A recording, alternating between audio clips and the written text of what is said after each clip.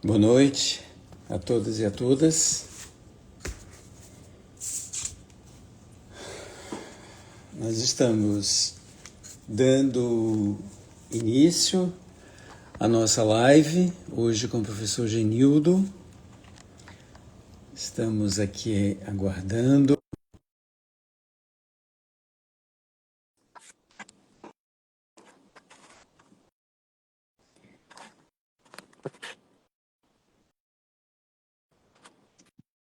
Boa noite, professor Genildo. Boa noite.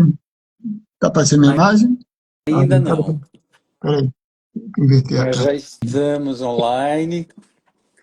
Opa! Está bem enquadrado? Agora, Está bem agora enquadrado? nós estamos te vendo e te ouvindo. Estou achando que o seu som está um pouco baixo. Não, é só o som. Falei alguma coisa. Tá no máximo, meu som. É? Tá. Então, antes de mais nada, eu gostaria Vera, de. não tá bom? Ou a imagem?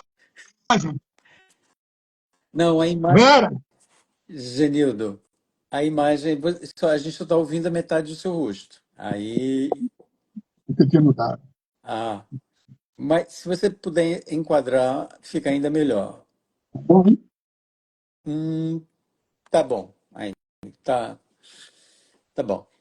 Bom, eu gostaria de. A gente já está online, ao vivo. Eu gostaria de agradecer a você por ter aceito o nosso convite, o convite da ABS. Antes de eu te apresentar, eu gostaria de dizer de antemão, né, que nós, da ABS, nós já estamos organizando o nosso terceiro congresso, que vai acontecer em Belo Horizonte o ano que vem. Então, daqui a pouco, talvez, no máximo no mês que vem, a gente já comece a divulgar. Nós já temos um tema que é ilustração e diversidade, e a gente espera contar com a presença de muitos, né? Inclusive sua presença, Genildo, entre nós no terceiro congresso, né, da ABS. O tema é muito rico, né? Ilustração e diversidade. Então, a gente vai ter a oportunidade de discutir, né, bastante sobre os diversos aspectos da ilustração. Nós temos, então, a ABES, né, Associação Brasileira de Estudos do Século XVIII, ela fechou o edital, um edital para melhor tese, melhor dissertação da ABS. Essas dissertações e teses estão sendo avaliadas. Até o final de julho, a gente vai divulgar o segundo prêmio da melhor dissertação e da melhor tese da ABS. E a gente pretende publicar essas dissertações e teses em e-books, sobretudo no próximo ano, durante o Congresso. A gente vai fornecer a medalha, dar a medalha de melhor tese, melhor dissertação, tanto do ano passado quanto deste ano. Bom, então, esses são as notícias, né, da nossa ABS. Na próxima semana teremos o congresso lá em São Luís, né? A gente já divulgou também amplamente, seremos numerosos, né? Eu não poderia estar presente, mas eu sei que muita gente da ABS estará e eu fico bastante contente. Então, feito esse momento ABS, eu passo agora para apresentar o professor Genildo Ferreira da Silva, que é professor titular, que eu tive o prazer de estar na banca de titular, do Departamento de Filosofia da Universidade Federal da Bahia. O professor Genildo é especialista em Rousseau, né? Fez dissertação, de mestrado, tese de doutorado e vasta publicação sobre Rousseau, em Rousseau. E o último livro, e essa é uma das razões pelas quais nós o convidamos, é esse livro, Respeito à Liberdade e à Vida. Vocês estão vendo aqui na tela de vocês, que Genildo organizou, cujo subtítulo é Pensar Justiça e Direitos a partir de Rousseau. Então, esse livro, na verdade, é um conjunto de textos do Congresso do GT Rousseau, né? Eu participei do Congresso, mas eu não, no momento em que Genildo estava organizando, eu não tive tempo para poder enviar o texto, mas praticamente todas as pessoas que estão no livro são pessoas vinculadas à AB, são colegas, amigos, de um modo ou de outro, vinculados à ABS. Então, o livro que Genildo organizou é um pouco, né, a discussão em que nós travamos aqui na ABS em função de temas, problemas, filósofos, pensadores que dizem respeito ao século XVIII. Portanto, eu convidei o professor Genildo para a gente ter essa conversa inicial, quer dizer, vou passar a palavra para Genildo, e ele vai desenvolver esse tema, né, que é o tema geral do livro, e na sequência nós vamos abrir para o debate, para uma conversa sobre essa discussão ou outras que possam aparecer, e eu espero que vocês, pessoal que já nos segue aqui, fique aí de caneta e papel na mão para poder elaborar as questões que mais tarde nós vamos conversar com o Genildo. Genildo, eu passo a palavra para você. Seja bem-vindo.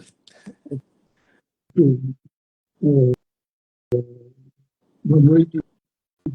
Quero inicialmente agradecer ao professor Antônio Carlos pelo convite, né, e agradecer principalmente a todos os conectados pela honra da presença.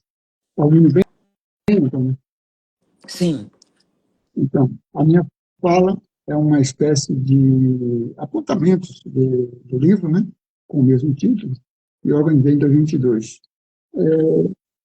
No prefácio, a professora Maria das Graças de Souza oferece uma leitura comprometida e política do projeto russoniano, evocando a tradição crítica inaugurada por Salinas Cortes e Bento Prado Júnior, né, e situando o livro como um ato de resistência intelectual e ética, né, frente aos tempos sombrios do século XXI.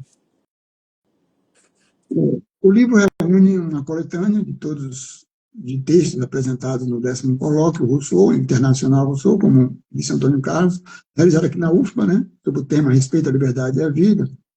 E a obra reflete a maturidade e a vitalidade dessa tradição brasileira de estudos rousseauianos, articulando filosofia política, antropologia, ética e também estética em diálogo com desafios contemporâneos. A reflexão que eu estou oferecendo aqui ocupa um espaço, ele gira em torno de uma questão central e permanente. Como podemos pensar a justiça, a liberdade e o respeito à vida a partir de Rousseau? A obra que inspira essa exposição desenvolve esse tema por meio de 3 grandes movimentos articulados. Primeiro, a política da liberdade. Segundo, a ética da vida livre. E terceiro, a filosofia para o livre pensamento. Seguirei, portanto, esse roteiro na minha fala. O primeiro, a política da liberdade. Eu começo dizendo que no centro da teoria política de Rousseau está a ideia de que a liberdade não é um estado natural simplesmente preservado, mas uma construção social e política fundada na vontade geral. Se quiserem traduzir aí, na vontade do povo. A justiça nasce não apenas da razão abstrata, mas da experiência sensível da justiça. Aliás, da experiência sensível da injustiça. Ou seja, é o sofrimento, a expulsão e a desigualdade que despertam a consciência moral e o clamor por uma ordem política justa. A verdadeira liberdade política exige mais do que o reconhecimento formal de direitos. Ela depende de instituições que sustentem a dignidade e o respeito próprio dos cidadãos, evitando as humilhações produzidas pela desigualdade social e pela competição desenfreada. Nesse sentido, a liberdade republicana não separa direitos e deveres, muito pelo contrário. O cidadão não é livre apenas porque possui direitos garantidos, mas porque participa da elaboração das leis e às quais está submetido. A obediência à vontade geral não é servidão, é a expressão máxima da autonomia coletiva. O poder político, por sua vez, não se sustenta apenas pela força, mas pelo consentimento ativo dos governados. Esse consentimento, entretanto, não pode ser resultado da submissão inconsciente ou da tradição cega, mas deve ser permanentemente conquistado por meio da participação efetiva e da vigilância cívica. A formação do cidadão livre não pode ser deixado ao acaso. Esse é um detalhe importante. A educação moderna, muitas vezes, prepara indivíduos para a adaptação e a competição social. Em oposição a isso, a educação da liberdade visa formar sujeitos autônomos, capazes de resistir às tentações do reconhecimento social e à busca incessante de superioridade, de status, de prestígio, patologias típicas do amor próprio desordenado. Respeitar a liberdade significa criar condições institucionais e éticas para que cada indivíduo possa ser coautor das normas que o governam. Assim, a liberdade exige a permanente construção da soberania popular, sustentada em um equilíbrio delicado entre autonomia individual e pertencimento coletivo. Para que o corpo político se preserve, é necessária uma arquitetura institucional capaz de proteger a vontade geral contra sua própria degradação. Dispositivos de obediência à lei justa e mecanismos de censura dos costumes exercem, assim, uma função pedagógica. Não restringe a liberdade, mas asseguram a sustentabilidade e a continuidade. Em nossos dias, torna-se indispensável a atenção crítica à instrumentalização da região civil. Quando deformada e capturada por interesses particularistas, ela perde sua função originária de coesão cívica e ameaça o próprio fundamento da igualdade e da liberdade republicana. Toda essa estrutura repousa, enfim, sobre um fundamento antropológico profundo. O amor de si mesmo e a piedade, quer dizer, o amor natural de si e a compaixão originária, que constituem a base da moralidade e da justiça. É a preservação dessas paixões fundadoras que permite pensar uma política da liberdade autêntica.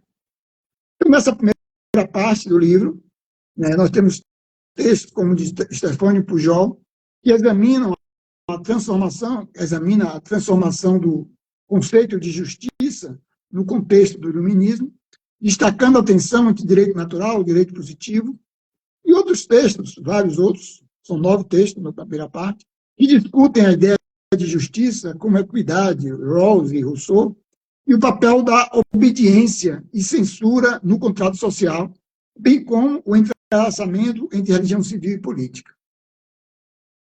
Na segunda parte, uma ética para a vida livre, eu destaco que a liberdade não se realiza apenas na esfera política. Essa é a sacada legal desse momento. É outra perspectiva. Eu quero dizer, a liberdade não se realiza apenas na esfera política. Ela exige também a construção interior de sujeitos moralmente livres. Na sociedade marcada pela vaidade e pelas comparações incessantes, o indivíduo frequentemente se distancia de si mesmo, perdido na busca pelo reconhecimento, pelo status social. A solidão desse contexto, a professora Constância, quem trabalha isso, surge como um espaço de reencontro com a simplicidade dos afetos naturais e com a sinceridade interior. A professora Maria Constância nos conduz a uma dimensão frequentemente esquecida, mas absolutamente central, do pensamento russoniano. Quer dizer, a experiência da solidão como espaço de reconciliação interior e liberdade profunda. Continuando nessa segunda parte, o papel da imaginação e da escrita desempenham um momento fundamental nesse processo de reconciliação. Pela memória e pela narrativa de si, o indivíduo reorganiza suas paixões, pacifica seus afetos e restaura sua dignidade frente às feridas sociais.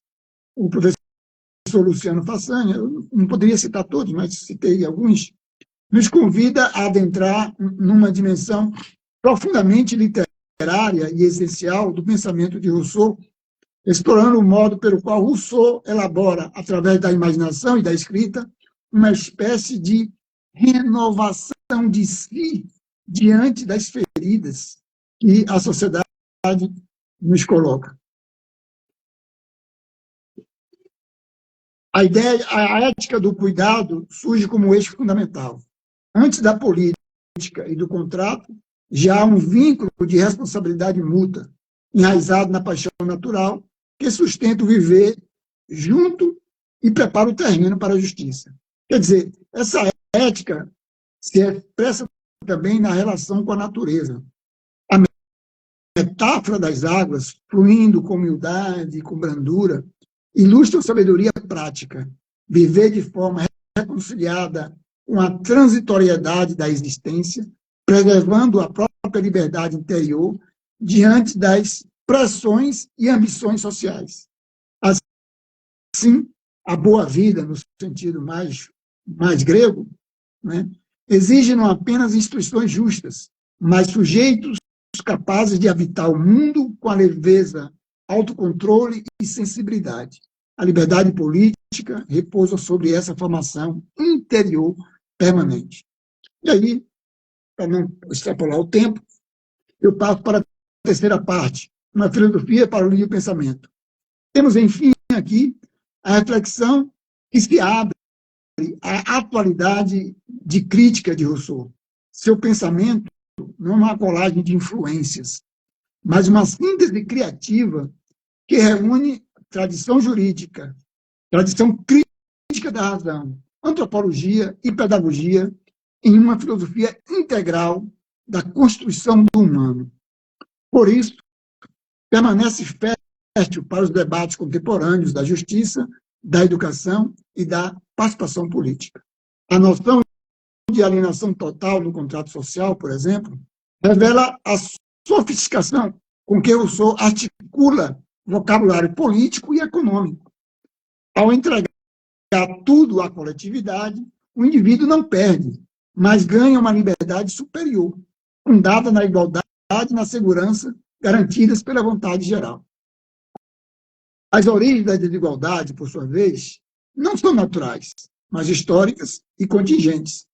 O gesto inaugural de cercar uma terra marca o início da propriedade privada e da dominação social.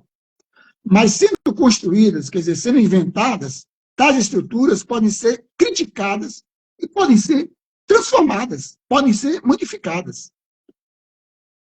No diálogo com outros pensadores do século XVIII, como Hume, Rousseau partilha a centralidade das paixões na vida moral.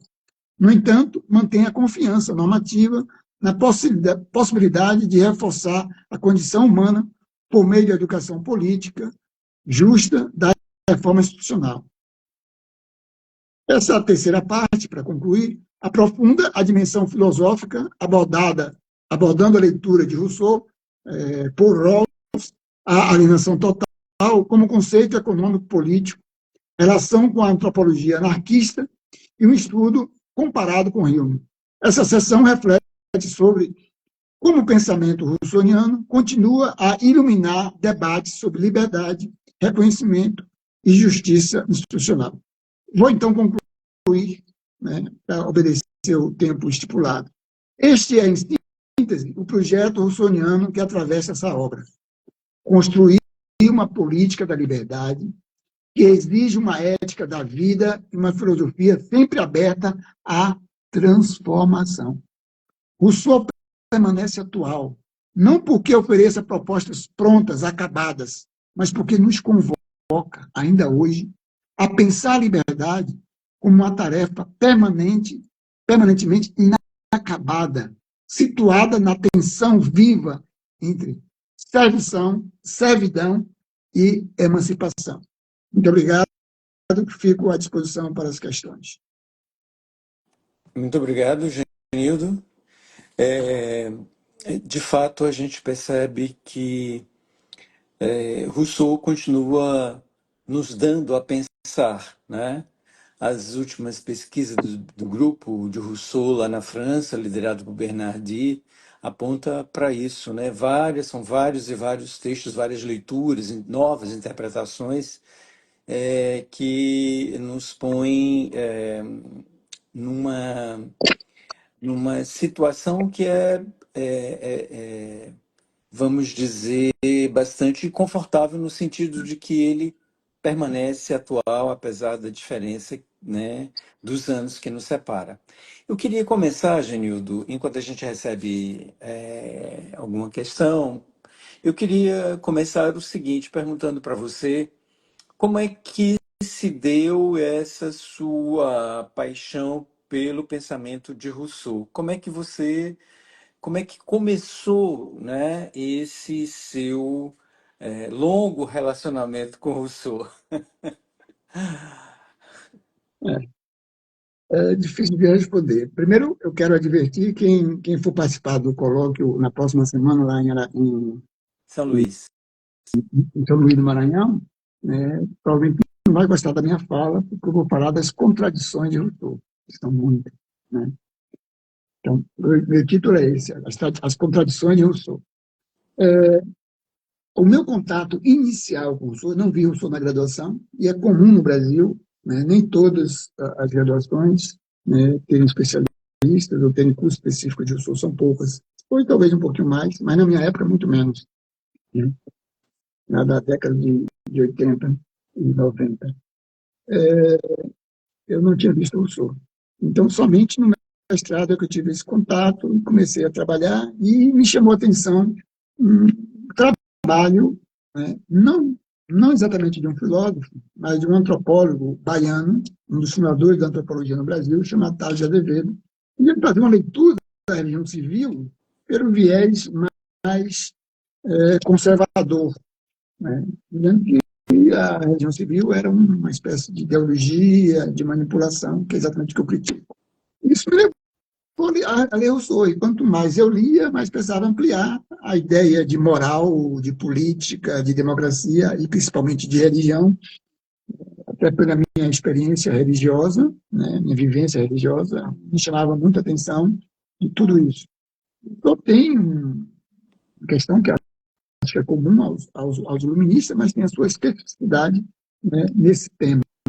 E foi isso que foi me desenvolvendo. Aí depois fui descobrindo outras questões ligadas à literatura, ligado às paixões, ligado à natureza, que é onde eu pessoalmente me identifico, né? A identidade da natureza, eu acho que é cada vez mais presente esse tema, esse problema, essa dificuldade. E foi assim, e aí fui, né, percorrendo esse caminho, quanto mais lia, mais me empolgava. Claro que em determinado momento você tem que ter cuidado, porque o grande problema das pessoas que leem Rousseau é que se apaixonam por Rousseau e aí ficam, a paixão pode deixar a gente meio cego. Né? Rousseau não é um autor em teses absolutas, muito pelo contrário. Eu acabei de falar aqui das transformações, das mudanças, das alterações, e a gente tem que estar atento a isso. Então, é preciso fazer uma leitura de Rousseau, uma leitura crítica, como ele fez da razão, como ele fez da justiça, mas precisamos fazer a leitura desse autor de maneira crítica, para não se deixar envolver pelo o estilo empolgante e apaixonante dele.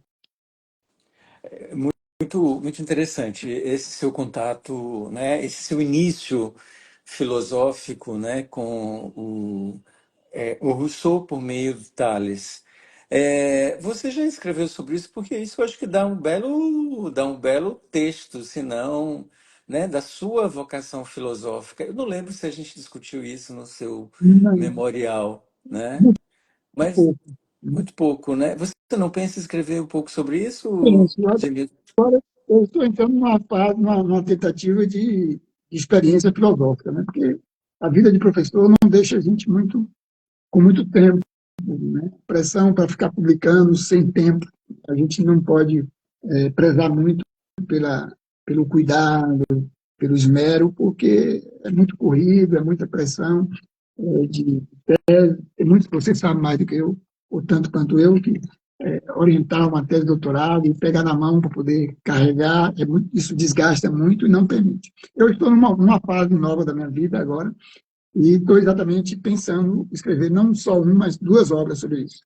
Uma primeira obra sobre esse aspecto da religião civil e a experiência que nós vivemos hoje, e uma outra, eu poderia até dar um exemplo aqui, como essa minha fala poderia ser aplicada hoje diante das religiões, e uma outra sobre a concepção de moral de Rousseau, que é um grande dilema, se ela é fundamentada na religião ou é antirreligiosa.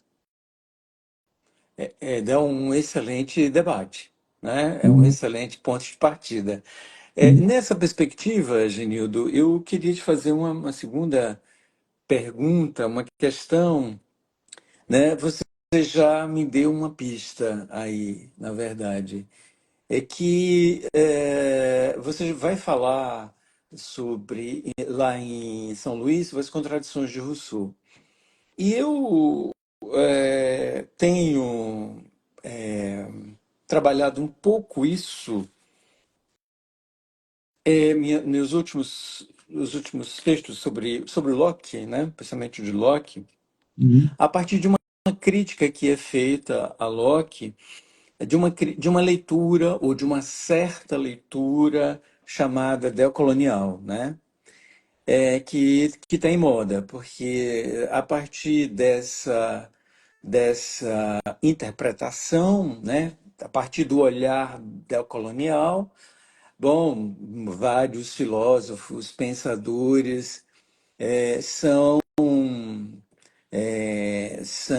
como misóginos, são isso e aquilo.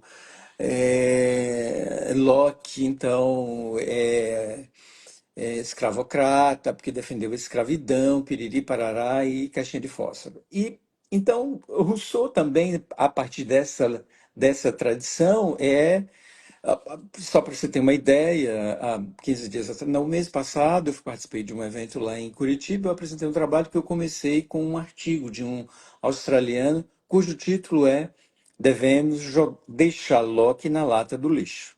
O título do artigo é assim, deixar Locke na lata do lixo.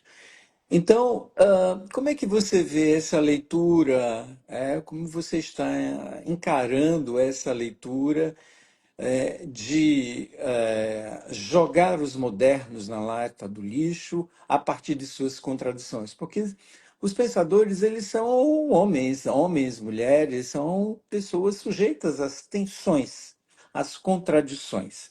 Como a gente deve, na sua interpretação, preservar, né, Rousseau, né, e, ao mesmo tempo, sem deixar de fazer crítica, né? Fazendo a crítica, mas preservando aquilo que de substancial tem o seu pensamento. Como é que você pensa lidar com isso?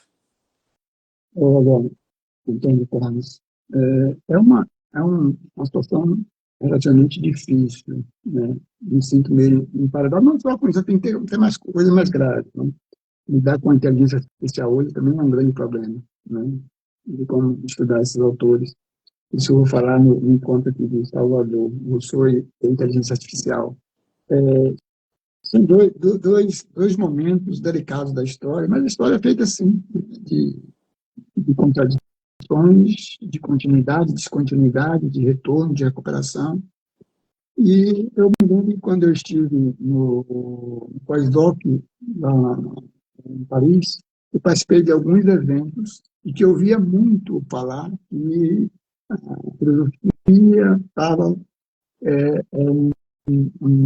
fazendo meia-culpa, tentando evitar esse eurocentrismo, né? Como fazer a nova leitura dos autores, evitando isso. Nem todo mundo concorda, né? O, Nem todo mundo concorda com isso, critica, mas é uma dinâmica que está lá, que talvez pertence a gente. Nesse sentido, eu passo muito tranquilo. Eu vi uma vez uma expressão seguinte: é bom, pegaram a estátua de Hume e jogaram no rio, porque não prestava mais nada. Nada que Hume falou presta mais. Eu acho que não, nós somos constituídos pelo pensamento. E constituídos não para copiá-lo, para dogmatizá-lo, mas para adotá-lo ou contestá-lo ou superá-lo. Essa é que é a dinâmica. Eu acho que essa é a constituição do ser humano, né? E aí, se as pessoas querem fazer isso com o pensamento moderno, filosófico, social, sociológico, etc., então vamos fazer isso com a medicina. Então vamos pegar a penicilina e proibir de usar, né? Se o autor, o cientista que inventou ela, né, era racista ou era escravocrata, entendeu? Então, como estou fazendo com muita gente aqui no Brasil. Então, eu acho que essa vontade de absolutismo, de dogmatismo que está sempre presente, é o dilema que nós vivemos. E esse movimento, eu acho que não deixa de ser uma tentativa de dogmatizar um contra-dogma. Então, a arte nossa é tentar, não é fácil, é difícil, porque envolve relações pessoais, interesses, agressões, né, bloqueios, exclusões, né, tudo isso faz parte, mas é tentar ser o crítico, além daquilo que o mecanismo que nós chamamos de razão permite, e superar sem cair nesse oba-oba, nessa moda, e a moda sempre vem, ela pode ir embora. Né? Tantas modas que vieram, foram embora, e eu não estou desmerecendo de maneira nenhuma a crítica. Pelo contrário, eu acho que ela é muito positiva. É bom que você tenha, né, o contrário.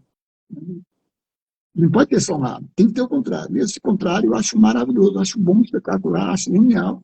Agora, tem que saber como usar, né? Tem que saber como lidar com isso, sem querer, né, como o ditado diz, jogar a bacia com a água e o bebê dentro. Jogar água suja, mas salvar o bebê. Exatamente. Eu penso isso também, Genildo. A gente tem que fazer crítica, né? A gente não pode ignorar essas tensões entre a vida e a obra dos pensadores, mas também a gente não pode jogar na lata do lixo como se eles não tivessem colaborado, né, com o avanço do conhecimento, colaborado com a própria ideia de um mundo, né, melhor, né? Nem que a filosofia se tornar absoluta, ela deixa de ser filosofia. Né? Exato, é. É Tem aquilo uma, que você quer. tem uma Diga. pergunta aqui do Gabriel. Ele disse que você esteve na banca dele, né? Gabriel Purgarelli, e ele diz assim, mesmo com a perspectiva conservadora do autor, está se referindo a Tales de Azevedo, há algo que se aproveitar de sua Você está ideia, falando de Rousseau. é, há algo que se aproveitar de sua ideia de sucedâneos da religião para uma perspectiva crítica? Essa é a pergunta dele. Sim, a ideia de religião, que é muito difícil de entender exatamente o que o Rousseau quer, qual o objetivo, a maneira como foi construído isso, como ele aparece, né? A primeira ideia, o primeiro manuscrito lá no verso do legislador, é, como ele coloca no final, os dogmas ele coloca, não é uma coisa tão simples, mas eu acho muito positivo que primeiro, meu ideal de salvaguardar a unidade civil, a unidade social, que é o que nós não temos hoje. Né? Nós não temos unidade. Precisamos preservar, recuperar isso. Senão daqui a pouco a gente vai se subdividir em humanidades. Já estamos subdivididos por diversos aspectos, né? Econômicos, sociais, etc. Mas precisamos tentar isso. E a religião civil busca esses sentimentos de sociabilidade, né? De unidade social e tudo. Né? E essa, essa religião, como instrumento de dominação política, né, tem que ser colocada, não pode se fugir disso. Né? Então, eu posso citar um exemplo, né, claro, da política atual, que reflete essa crítica de Rousseau, tal como eu tentei articular aqui nesse texto, né, que é a captura do interesse público por elites econômicas e religiosas em nome da liberdade, mas a custo da igualdade e da vontade geral. Então, podemos pensar, por exemplo, no uso da religião como instrumento de dominação política em diversos contextos da América Latina e particularmente no Brasil. Quando líderes políticos associam sua autoridade à vontade de Deus, ou mobilizam massas por meio de discursos religiosos, não para garantir a coesão republicana, né, mas para consolidar um poder pessoal ou legitimar desigualdades estruturais. Aí temos o que Rousseau denunciava no século XVIII como uma perversão da religião civil. Então, em vez de fortalecer o laço social, ela se torna um instrumento de sujeição. Então, Rousseau está muito atual, muito presente, Gabriel, para poder nos fazer pensar sobre esse contexto hoje. Ele poderia citar vários outros exemplos, mas no caso da religião civil, em especial. Aqui seria impossível tratar disso, que é um conceito emblemático, assim como o conceito de legislador, o próprio conceito de vontade geral, não sei se deu alguma dica. Esse tema de fato da religião, eu acho que ele nunca caiu de moda, né? Sempre esteve presente, porque veja, Tales de Azevedo se interessava quando isso, no início dos anos 80, 60. 60, né? E o que a gente está vendo hoje no Brasil, mas também no mundo, né? A presença da religião, a força da religião no seu caráter mais vil, mais, né, como um próprio motor da própria guerra, né? Então, nós podemos pensar assim, o Rousseau a partir da chave, né, de leitura da religião, do tema, como um problema que envolve diretamente a política, né? Com certeza. Genildo, sobre um ponto que eu penso que ah, assim, que eu gostaria de conversar com um outro ponto que eu gostaria de conversar com você é o seguinte, é que Rousseau como quase todos do século XVIII, todos os pensadores do século XVIII, eles têm uma versatilidade imensa, né? Eles trabalham a política, trabalham a educação, trabalham, né? História, religião, Então, diferentes, né? literatura, literatura. Literatura, né? Diferentes áreas. Aqui no Brasil nós temos uma força muito grande política, né? Uma leitura, uma tendência, como Maria das Graças chamou a atenção e você evocou aqui na apresentação, na sua apresentação. Você atribui a que essa força política, muito mais do que na literatura, muito mais do que a educação? As leituras de Salinas e Bento, Bento não tanto, né? Salinas talvez seja um pouco mais. Mas isso explica a quantidade, né, de gente que pesquisa Rousseau, que se interessa por Rousseau. Talvez hoje Rousseau seja, eu sempre brinco que Rousseau é uma espécie de queridinho, né, da filosofia política moderna. Por isso Porque que a eu vou quantidade de falar mal gente. dele na próxima semana. Hã? Por isso que eu vou falar mal dele na próxima semana. Então, a que você atribui isso? É esse que eu queria te ouvir. Realmente você tem razão. A gente percebe, por exemplo, na França, né, eu sei que já passou alguns anos lá, lá é mais o Rousseau, o Voltaire, Diderot, tudo mais ligado, muito mais ligado à literatura do que à política, né? Não, não geral, não absoluto, mas assim, muito forte. No Brasil, acho que é uma boa mescla. Você tem razão no sentido de estar mais concentrado na política. Mas o próprio livro aqui é um exemplo disso, né? A primeira parte, que é mais política, você tem 9 autores. A segunda parte é interessante, porque tem uns textos muito interessantes, principalmente da Constância e de Luciano Façanha, de literatura. E é um texto que busca você pensar sobre si. E aí, o Luciano fala da leitura, da descoberta dessa liberdade na solidão, que Rousseau coloca tanto. Então, acho que aqui a gente mescla bastante, mistura bastante. Rousseau é bastante diverso. Agora, predomina a política. Eu não saberia exatamente dizer, mas eu acho que talvez o Salinas tenha dado esse tom, mas o livro mais conhecido, mas no mundo também, no Brasil, é o Contrato Social, né, e o Segundo Discurso. Eu miro também, mas principalmente o contrato social. E o contrato social ele é utilizado por diversas áreas. Então, acho que ficou muito mais popularizado, mais conhecido, mais dinâmico. E puxou as pessoas, no caso do Brasil, a trabalhar a questão política e na filosofia principalmente.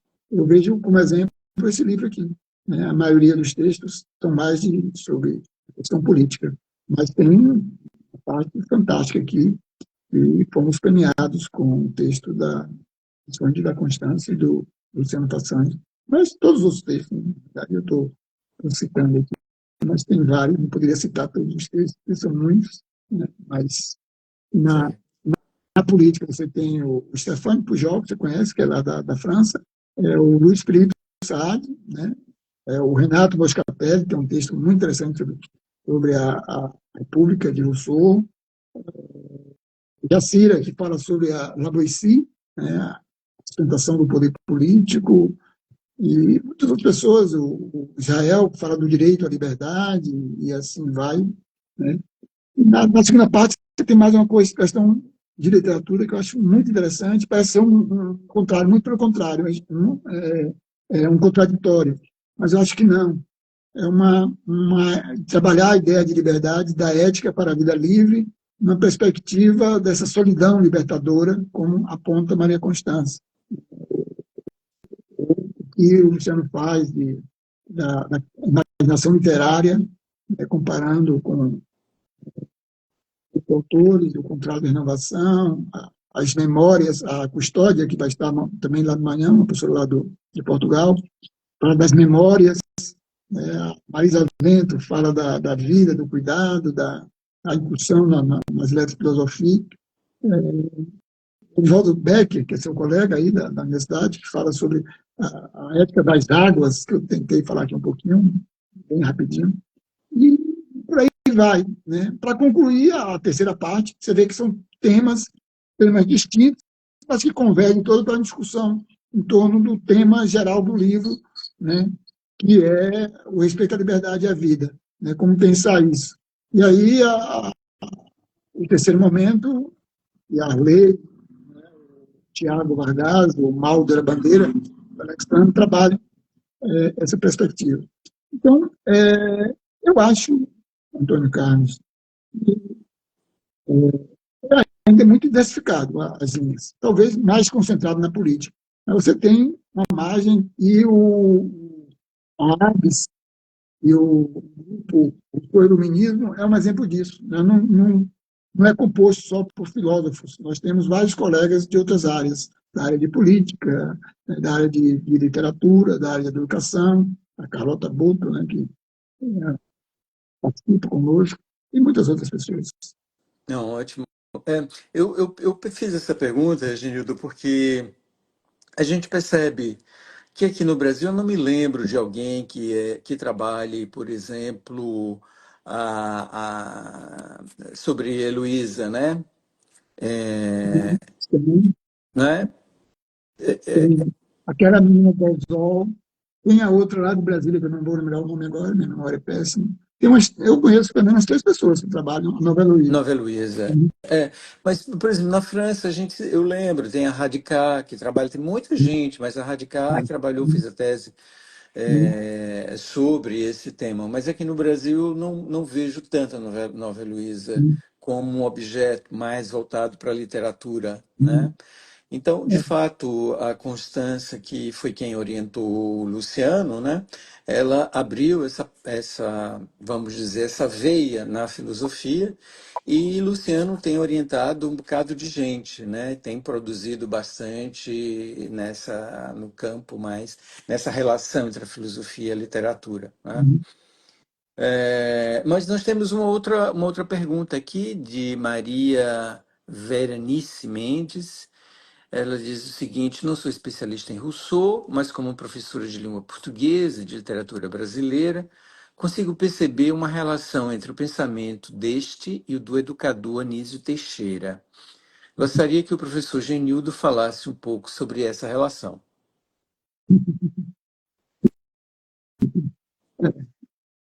Eu acabei de voltar de Portugal, quando foi, acho que foi 24, não sei, foi 24. Eu passei um ano em Portugal com a custódia, né, lá na Universidade do Minho, e terminei publicando um texto sobre exatamente isso, o Rousseau e Anísio Teixeira. É, eu gosto muito da linha de Rousseau no campo da pedagogia e da educação. E lamento que Rousseau tem sido muito ignorado pelos educadores, né? As faculdades de educação, no geral, ignoram Rousseau. Não sei os motivos, mas não cabe dizer aqui. E eu fico muito intrigado com isso, porque a gente tem que evitar uns certos dogmas. Eu considero o Anísio Teixeira um dos maiores e mais importantes pensadores do Brasil, que pensou o Brasil. E o Anísio Teixeira, apesar de pouco considerado, pouco estudado, pouco referenciado, ele tem uma história admirável. Todo mundo acusa ele de ser um burguês, né, ter um pensamento burguês, mas com certeza quem faz esse tipo de crítica não leu Anísio Teixeira, não leu as propostas de educação dele para combater a desigualdade, a questão social, e ele diz isso contundentemente. E um detalhe, desculpe aí os admiradores de Paulo Freire, ele não só escreveu, ele colocou em prática. Né? Quem vier a Salvador vai conhecer a Escola Parque, construída por Anísio Teixeira. É um projeto maravilhoso, que sobrevive até hoje. Quem, ninguém pode negar que a universidade criada no Rio de Janeiro, que é a Universidade Nacional, que depois virou a UNB, mas primeiro no Rio de Janeiro, é um dos mentores, um dos pensadores, um dos construtores, né, foi o Teixeira. Então, ele não só escreveu, né, como ele colocou em prática.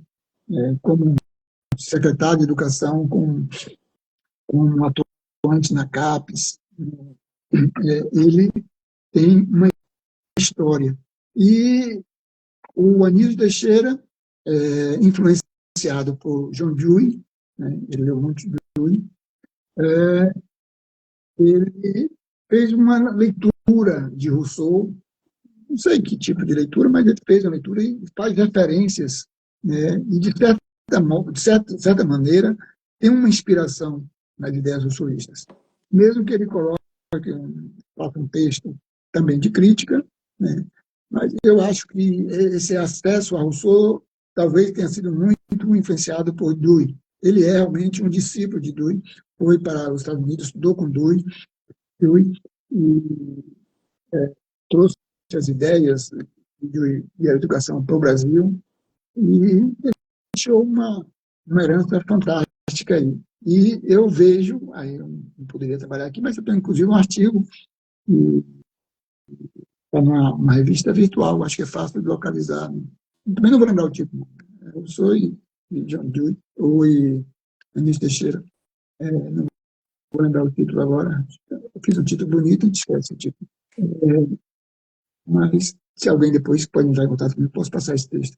Onde eu procuro mostrar esse percurso de Anísio Teixeira nas leituras que ele faz de Rousseau, na inspiração que ele faz em John Dewey, né, e na sua proposta de educação para um país que não existia ainda, né, um país de informação. Isso lá no 40 e 50, né, e as minhas referências todas lá tomam como ponto de como ponto de partida, né, o Rousseau e o John Dewey. Isso me levou a uma certa admiração. Esse é o trabalho que eu gostaria de fazer, viu, Antônio Carlos? Um estudo mais aprofundado desse autor, né, que nós ignoramos tanto.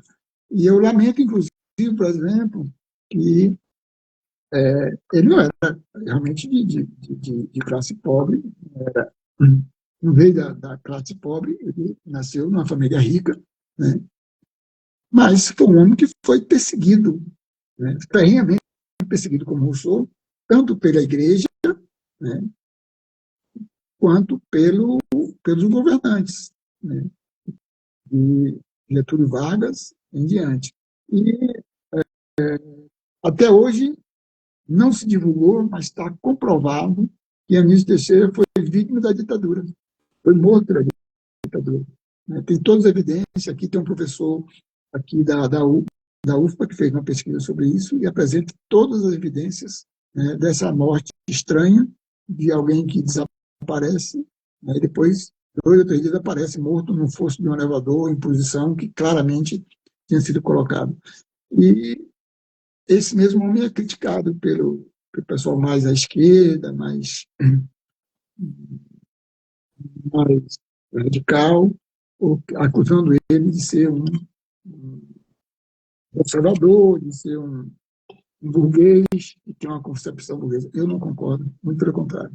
Eu acho, né, uma posição muito clara sobre o projeto de educação para todos. Ele demonstra uma angústia pelo tipo de educação que tinha no Brasil, que era só as escolas privadas, né, e religiosas, né, praticamente só a Igreja Católica tinha as escolas, né, e ele propunha uma escola laica, né, para todos, né, e para isso ele faz todo um projeto interessante. Eu acho que é muito uma inspiração em Rousseau. Genildo, eu acho, assim, desejo que você toque esse projeto adiante, viu? Porque nós temos necessidade mesmo da gente conhecer melhor esses homens que foram tão importantes, né? Na CAPES, toda vez que eu vou à sede da CAPES, tem um busto dele, tem a ata, e tem umas fotos. Tem uma espécie de um canto assim, Anísio Teixeira, e que data da fundação da CAPES, né? E eu sempre leio, porque sempre tem coisas, sempre tem uma exposição curtas, assim. Então, tocar esse projeto é muito importante, porque e a filosofia e Rousseau nos ajuda a conhecer essas figuras, Pois né? é, tá Porque vendo? o O Rousseau senhor me pode fez ser uma caixa conhecer, de ferramenta, né? É uma o senhor, ferramenta. o senhor me fez conhecer um dos fundadores da antropologia no Brasil, que era desconhecido no Sul, Maravilha, um baiano, né, um antropólogo, e me fez conhecer mais Onísio Teixeira. Outro baiano. Ah, por acaso, Então, a gente precisa conhecer melhor esses pensadores, né, de todas as áreas da educação, da antropologia, da sociologia, que leram, né, esses filósofos, esses pensadores, ainda que o seu modo, dentro do sua concepção, né, porque lendo esses homens ilustres, né, a gente vai conhecendo um pouco melhor não só o pensamento deles, mas o próprio Brasil, né? Se a gente pensar a contribuição de Anísio Teixeira para a educação brasileira, é alguma coisa incalculável, né? mas pouco estudado, eu acho, pouco considerado. Considere, considere mesmo. Né? Genildo, a gente está caminhando para o final, faltam aí alguns minutos. Eu queria saber de você o seguinte: a gente já falou sobre ah, as origens, um pouco, assim, um peso maior que temos da leitura de Rousseau mais político. A gente já falou um pouco das bases, a partir de onde você começou, né? Eu queria que você falasse um pouquinho melhor sobre uma parte que você já disse que você pretende escrever agora na condição de aposentado, né? Ter tempo para pesquisar. Eu queria que você falasse assim, nós temos vários jovens russoístas, né? É, nós temos assim uma uma antiga, vamos dizer, leva de russoístas, da qual nós temos os mestres como Maria das Graças, né? E outros. Nós temos autores especialistas medianos, medianos no sentido de que não são medianos no sentido de não são os mestres, mas já são mestres de outros, né? E jovens pesquisadores, a gente não pode dizer que você seja jovem pesquisador, você já é sênior. Então, nessa tendência das novas pesquisas sobre Rousseau no Brasil, como é que você avaliaria, como é que você pensa a condução dessas novas pesquisas que estão sendo produzidas sobre Rousseau aqui no Brasil? Bom, eu reparei o meu texto aqui, tá, que eu falei, Anísio Teixeira, Educação como Pilar da Transformação Social no Brasil. Está numa revista virtual chamada Latam America, né, Journal de alguma coisa que eu não estou vendo. Bom, depois alguém quiser. É um artigo só. Né? Bom, eu tenho uma sensação dúbia, viu, Antônio Carlos? Às vezes eu tenho uma sensação de que nós chegamos à exaustão, porque tanta coisa, não sei se é porque eu já não estou mais tão jovem, né? Desde de 90 que eu estudo Rousseau, que eu trabalho Rousseau, e comecei a trabalhar Rousseau, não falei, né, com uma pessoa muito interessante e que odiava Rousseau, que era o Roberto Romano, que faleceu, um grande professor da Unicamp. E aí eu fui trabalhar com ele, ele disse, odeio Rousseau, mas tentou me orientar. E aí tinha orientado o Cláudio também, lá de Brasília, e também sobre Rousseau. Ele odiava Rousseau, mas orientava sobre Rousseau. Então, eu tenho uma visão meio dúbia. Acho que, às vezes, dá a sensação de exaustão, não tem mais o que dizer, mais o que trabalhar, mas sempre tem. Né? Mas, às vezes, por outro lado, eu acho que é fundamental na formação dos alunos. Né? Alguns lugares que eu vou fazer palestras, fazer mini curso, coisa parecida, e que os alunos procuram. Aqui não tem ninguém que trabalha com Rousseau, nunca ouvi falar de Rousseau, ninguém trabalha com Rousseau. Então, há uma carência nas graduações, né, na formação no Brasil ainda, mesmo com essa tradição, né, que eu acho que é uma tradição muito de especialistas, que se divulgou muito, você foi generoso aí, mas nós temos, né, Maria das Graças é uma referência que nós somos alunos dela. Mas eu, você e gente da nossa geração, temos também um monte de alunos, né, que são professores hoje, são nossos colegas. Um monte. Toda a universidade que você vê hoje, você tem. E esse pessoal está trabalhando, o Voltaire está trabalhando no Montesquieu, está trabalhando no Rousseau, está trabalhando no Moderno. Eu acho que é infindável. Né? Eu acho que é a raiz, seja para adotá-lo, para contestá-lo, e continua com perspectiva. Tanto que, um exemplo disso, um colóquio como o de São Luís do Maranhão está tão explosivo, com tanta gente, com tanto interesse, né? Gente vindo de outras partes do, do mundo, da Europa, não sei se tem outro continente, né? Mas vindo de várias partes do Brasil, né?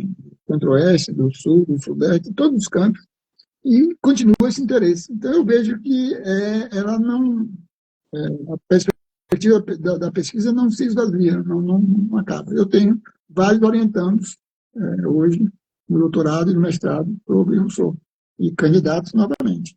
E eu acho que ele vai, primeiro, garantir essa sede de formação, de conhecimento, seja para odiá-lo ou para detestá-lo.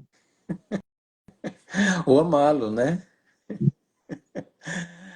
Então, Genildo, nós chegamos à reta final.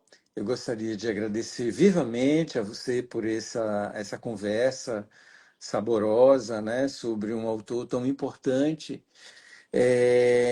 que, embora bastante estudado aqui no Brasil, bastante difundido, eu diria, né, não se esgota. Eu acho que esse encontro lá em São Luís do Maranhão, né, vai reforçar essa ideia da renovação a cada ano dos estudos sobre Jean-Jacques Rousseau, né?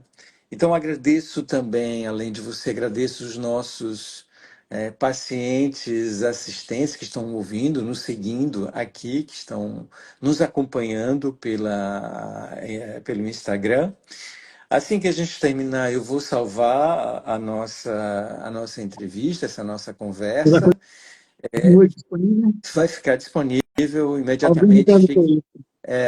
no Instagram, na página do Instagram e na página do YouTube da ABS, né? Então, eu espero no próximo mês, a gente ainda não tem a programação do próximo mês, mas assim que possível eu vou divulgar para vocês. E espero que vocês que estão aqui nos seguindo, nos vendo, filiem-se à ABS, se você estiver no mestrado, doutorado, filie-se à ABS, porque no próximo ano nós teremos congresso e aí vem muita coisa nova por aí, tá bom? Conversa em Belo Horizonte? Vai ser em Belo Horizonte. Em Belo Isso. Horizonte, em junho do ano que vem. É, Tá bom? estaremos Genildo, lá. muito obrigado, viu? Boa Obrigado a todos. noite. Boa noite. Tchau.